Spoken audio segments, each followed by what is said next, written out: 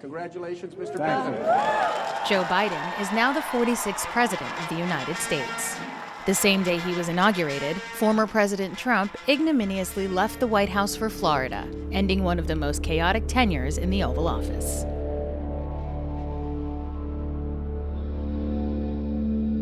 As his presidency was drawing to a close, Donald Trump looked set to be primarily remembered for his disastrous mishandling of the coronavirus pandemic. But the defining moment of his time as commander-in-chief came when he had just 2 weeks left in office. January 6, 2021. After trying for weeks to overturn the results of the election, Trump's lies that it had been rigged boiled over into insurrection, as his supporters stormed the Capitol building while Congress was certifying Biden's win. It was a violent end to the slow-moving coup attempt that Trump at first encouraged, then praised, and only later distanced himself from. We will not let them silence your voices. We're not going to let it happen. Not going to let it happen.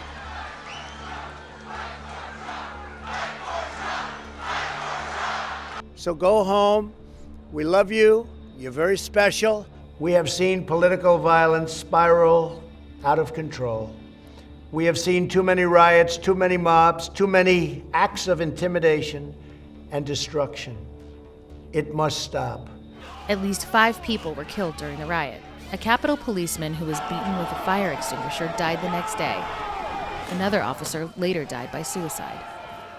Several White House staff and cabinet members quit after the violence, as rumors started that Vice President Mike Pence would invoke the 25th Amendment to remove Trump from office. Within a week, Trump had become the only president in American history to be impeached twice, this time for inciting sedition. On this vote, the ayes are 232, the nays are 197. The House demonstrated that no one is above the law, not even the President of the United States. That Donald Trump is a clear and present danger to our country, and that once again, we honored our oath of office to protect and defend the Constitution of the United States. The new charge was laid a little less than a year after Trump was acquitted for 2 articles of impeachment, one for obstruction and the other for abuse of power, following the revelation that Trump sought dirt on Joe Biden from Ukraine. Everyone was in the loop. It was no secret. Everyone was informed via email on July 19th, days before the presidential call. It was inappropriate. It was improper for the president to request and to demand an investigation into a political opponent. But Democrats fell well short of the 2/3 Senate majority needed to convict. His first impeachment trial behind him, things were looking up for Trump as he hit the campaign trail in February for the 2020 election. While he was stirring up his base, concerns were growing over a flu-like virus that had started in China and was now moving through Europe at a deadly pace. Concerns that the president was quick to shrug off. By April, in theory, when it gets a little warmer, it miraculously goes away. I hope that's true. When it became clear that no miracles would be forthcoming and the death toll started to climb, Trump changed tack, refusing to take responsibility for combating the coronavirus and suggesting bizarre, fatal remedies. I would like you to speak to the medical doctors to see if there's any way that you can apply light and heat to cure. And I see the disinfectant where it knocks it out in 1 minute. And is there a way we can do something like that by injection inside or almost a cleaning? As the pandemic wore on and the death count entered the hundreds of thousands, Trump started to contradict his own medical team. I disagree with him. Dr. Fauci said don't wear masks, and now he says wear them. And he said numerous things. Don't tell anybody, but let me wait till a little bit after the election. While Trump's popularity started to plummet, he concentrated on his rallies, defying mask mandates and limits on indoor gatherings. At a Tulsa, Oklahoma rally, only 6,200 people appeared in a stadium with 19,000 seats, and an overflow space was quickly dismantled.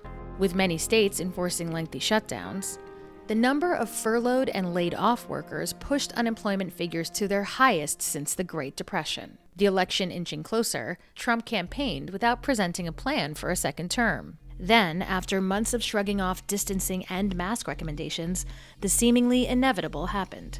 The President of the United States and the First Lady have both tested positive for the coronavirus. It is extraordinary on many different levels. After a stay at the Walter Reed Medical Center, Trump returned to the White House and victoriously removed his mask. As the number of dead continued to climb, Trump touted his own survival as proof he was bringing the coronavirus under control. I'm the president. I can't sit in the basement and say, let's wait this thing out. I'm not going to do that. And now I'm immune, they tell me. I'm immune. I could come down and start kissing everybody. I'll kiss every guy, man and woman, man and woman. Look at that guy, how handsome he is. I'll kiss him. Not with a lot of enjoyment, but that's okay. Going into the election, most polls had Joe Biden solidly ahead, as Democratic get-out-the-vote efforts focused on early and mail-in ballots to minimize the risk of voting during a pandemic. On election night, after leading in initial counts, Trump falsely declared himself the winner before all the votes were tallied. We were getting ready to win this election. Frankly, we did win this election. But when early and mail-in ballots were counted, it quickly became clear that Trump would be consigned to history as a one-term president.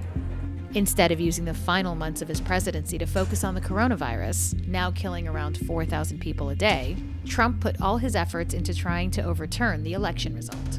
You know, we won Georgia, just so you understand. And we won Florida, and we won a lot of places. If I lost, I'd be a very gracious loser. If I lost, I would say I lost, and I'd go to Florida, and I'd take it easy, and I'd go around, and I'd say I did a good job. But you can't ever accept when they steal and rig and rob. Can't accept. Trump lost more than 50 lawsuits that had alleged that Democratic schemes had inflated the Biden vote. Despite the total lack of evidence, Trump's loyalists bought into the fiction. I think that what the president wants to see is that every legal vote gets counted, and that's what we're walking through right now. All the votes haven't been counted. We need to make sure the legal process is fully complied with. He could take military capabilities and he could place them in those states and basically rerun an election in each of those states. With Trump's legal avenues exhausted, there was one option left. Under the Constitution, the vice president certifies the Electoral College results. The moonshot theory went that Vice President Mike Pence could refuse the certification. It was championed by high-profile senators like Ted Cruz and Josh Hawley. A huge Stop the Steal rally was organized to coincide with proceedings in a bid to force Pence to go along with the plot. All Vice President Pence has to do is send it back to the states to recertify, and we become president, and you are the happiest people. Now whipped up into a frenzy, as soon as the rally was over, the crowd followed Trump's calls to march on the Capitol. Trump won! Trump won! Trump won! Trump won! Police were overwhelmed. Protesters broke into the Senate chamber. Republican and Democratic lawmakers barricaded themselves in their offices. By the end of the day, Trump offered a lukewarm call to the rioters to stop. But the damage was done. It forced Trump for the first time to admit he would not be a two-term president, though he still maintained the election was rigged. Before the week was out, he was permanently banned from Twitter, a development that reportedly stung more than the growing calls for impeachment. Calls that had bipartisan support. 7 days after the riot, the House of Representatives voted to impeach the president for a second time. Donald Trump is a clear and present danger to our country. As Trump readies himself for his second trial, Biden is preparing a raft of executive actions, including ending the Muslim travel ban, reuniting separated migrant families, and a return to the Paris Climate Agreement, as he seeks to move the country on from his predecessor's toxic legacy.